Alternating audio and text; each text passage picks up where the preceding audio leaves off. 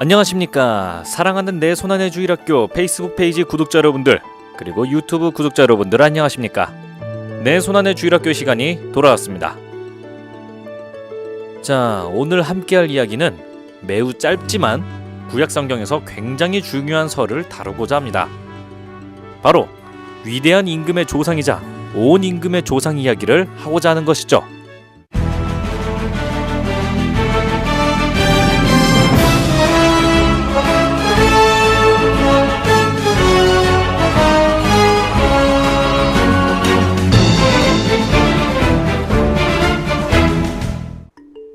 요컨대 판관들이 이스라엘을 다스리던 시대에 이스라엘에 기근이 든 일이 있었습니다. 그래서 유다 지파의 땅 베들레헴에 살던 한 사람이 모압 지방에서 나그네 살이를 하려고 아내와 두 아들과 함께 길을 떠났죠. 그 사람의 이름은 엘리멜렉이고, 아비멜렉인 줄 알았네요. 아무튼 그의 아내 이름은 나오미였으며 두 아들의 이름은 마흘론과 키륜이었습니다. 그들은 모압 지방에 가서 살게 되었죠. 그러다 엘리멜렉은 죽고 나오미와 두 아들만 남게 됩니다. 아들들은 모압 여자들을 아내로 맞아들었는데 한 여자의 이름은 오르파이고 다른 여자의 이름은 룻입니다. 아브라함 사촌 롯과 이름이 비슷하네요. 그렇게 나오미와 두 아들, 두 며느리는 10년간 모압에서 생활했습니다. 그러다 마흘론과 키륜이 모종의 일로 죽게 되고 과부가 된 세 여인만 남게 되었죠. 그래서 딱히 있을 이유가 사라진 나오미는 베들레헴으로 돌아가려 합니다. 그러자 오르파와 룻은 시어머니인 나오미와 함께 하려 했는데 나오미는 그들을 말립니다. 나오미의 부탁에 의해 오르파는 작별을 고하고 눈물을 훔치며 고향으로 돌아갔습니다. 허나 동서인 룻은 완고하게 남았죠. 어머님을 두고 돌아가라고 저를 다그치지 마십시오. 어머님 가시는 곳으로 저도 가고 어머님 머무시는 곳에 저도 머물렵니다. 어머님의 결례가 저의 결례요. 어머님의 하느님이 제 하느님이십니다. 그렇게 완강하게 머물고자 하는 룻의 마음을 받은 나오미는 그녀를 데리고 베들레헴으로 돌아갔습니다. 10년 만에 베들레헴에 돌아온 나오미를 보고 유다 지파 사람들은 수군거렸습니다. 그때 룻은 시어머니 나오미를 편히 모시고 자신은 그들이 먹을 이삭을 주우러 들로 나갔습니다. 그리고 이방인인 룻을 다른 이들이 거절할까 걱정하여 조심스럽게 다른 수확꾼들의 뒤를 뒤따라가며 이삭을 주었죠. 어찌 보면 이것은 설이라는 셈인데 마침 그 밭이 나오미의 남편 엘리멜렉 가문의 친족인 보아즈의 땅이었습니다. 자신의 밭에 처음 보는 여자가 이삭을 줍는 것을 본 보아즈는 그녀를 불러 신상을 물었죠. 그러다 자신의 친족 아내의 며느리라는 사실을 알고 나서 이방인인 룻에게 호의를 베풀어 주었습니다. 끼니 때가 되자 이방인 룻에게 빵과 볶음 미라를 내어주었죠. 배불리 먹은 룻이 다시 이삭을 주우러 일어나자 보아즈는 룻이 이삭을 줍는 걸 말리지 못하게 조치하였죠. 또한 일부러 이삭을 몇 개 흘려놓아 룻이 주워갈 수 있도록 하였습니다. 보아즈의 호의 덕에 많은 이삭을 주울 수 있었던 룻은 시어머니 나오미에게 가지고 갔습니다. 나오미 역시 보아즈의 호의에 감사함을 표출하였으며 룻은 수확이 끝날 때까지 보아즈의 여종들과 같이 일하며 이삭을 주었습니다.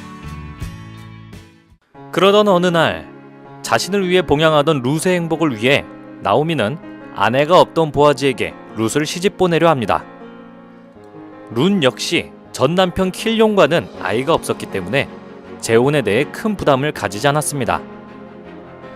룻은 보아즈가 먹고 마신 후 쉴 때 깔끔하게 목욕제기하고 향유를 바른 다음 보아즈를 찾아갔습니다. 그러한 룻을 본 보아즈는 룻이 시어머니 나오미를 성심껏 봉양하고 있다는 사실을 알고 있었던 터라 룻을 기꺼이 보호하고 구원하고자 받아들였습니다. 역시 효녀는 인기가 많은 법인가 봅니다. 저도 이상형의 효녀입니다. 아무튼 그렇게 룻을 아내로 맞이하게 된 보아즈는 원로들을 모아놓고 혼인을 서약하게 됩니다. 이방인인데다가 과부인 룻을 맞이한 보아즈와 남편을 여의고도 끝까지 시어머니로 모시는 룻의 효심을 보고 원로들은 입을 모아 그들의 혼인을 축복하였습니다. 또한 보아즈는 나오미를 장모로서 모시게 되었죠. 이렇게 기근을 피해 타지까지 가서 남편을 여의고도 두 아들을 양육했던 강인한 어머니까지 모두 해피엔딩을 맞이하게 되었습니다. 그리고 룻은 임신하여 보아즈의 아이를 낳게 됩니다. 아기의 이름은 오벳이라는데 훗날 오벳은 성인이 되고 결혼하여 아들을 낳게 됩니다. 그 아들의 이름은 이사이라는데 이사이도 성인이 되고 결혼하여 훗날 8명의 아들을 낳게 됩니다.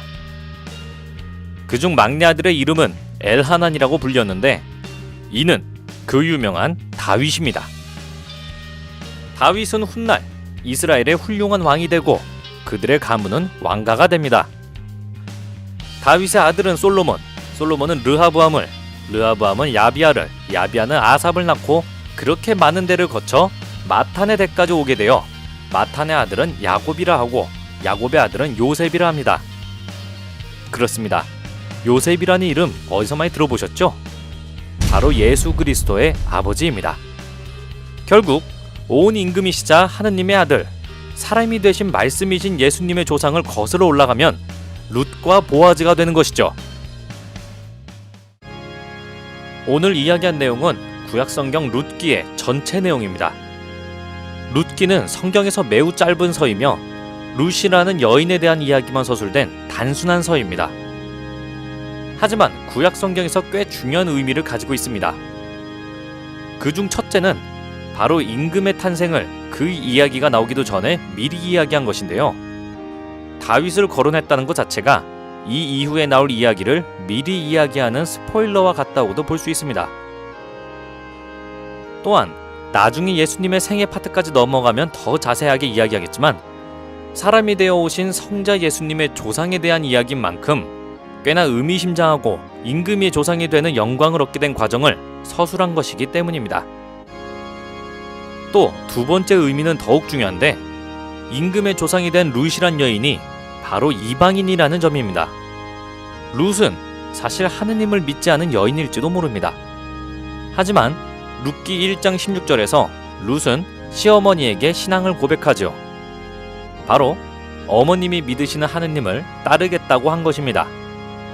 그리하여 룻은 하느님을 믿는 하느님의 백성이 되었으며 나아가 위대한 왕 다윗의 조상이자 온 인류의 임금 예수 그리스도의 조상이 되는 영광을 갖게 됩니다. 결국 룻은 그저 하찮은 과부가 되지 않고 구원받은 것인데 이는 믿음과 정성을 통하여 유대인뿐만 아니라 전 세계의 사람들이 충분히 구원받을 수 있다는 메시지를 전하는 것입니다. 사실상 룻기의 가장 큰 주제는 바로 여기에 있다고 해도 과언이 아니죠. 또한 보아즈의 어머니는 라합이라는 여인인데 어디서 많이 들어본 이름 아닌가요? 그렇습니다. 여호수아가 예리코를 점령할 때 그들을 도와준 그 여인의 이름이죠. 다윗의 조상이자 예수 그리스도의 조상 중에는 이렇게 이방인이라 할지라도 하느님을 믿고 따르며 말씀대로 행동해 구원된 이가 2명이나 거론이 됩니다.